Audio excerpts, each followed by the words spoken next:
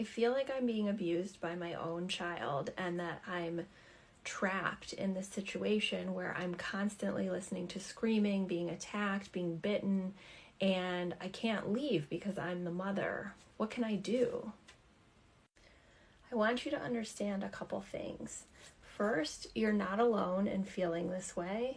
Second, it's an entirely natural response to have your nervous system reacting like this, because as a mother, you're biologically wired to have a nervous system reaction when you hear the sounds of pain and the movements and facial expressions of pain. And that's what you're seeing in your child. It's a fight response.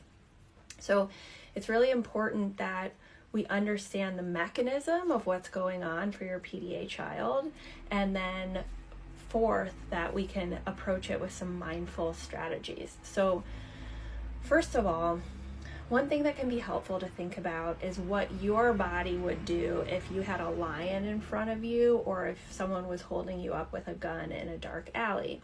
You might scream, you might hit, you might run, you might swear, and all of those things would be reflexive and autonomic, driven by the survival drive in your nervous system, right? So what's going on for your child is that every time their brain perceives they have lost freedom and choice or autonomy or equality to you, their nervous system tells them, you're going to die.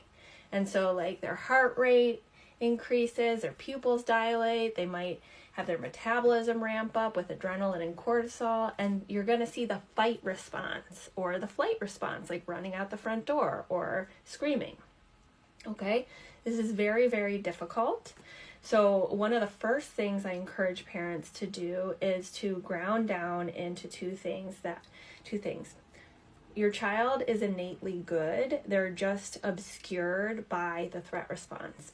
A practice I encourage you to do is to say the words, to think about yourself when you were a child and when you wanted love or attention. Put your hand on your heart and say, please love me, right? And then envision your child in a moment when you're not in the heat of the moment and think about them saying, please love me, right? That they just want your love and care. And so I always repeat that mantra in my head.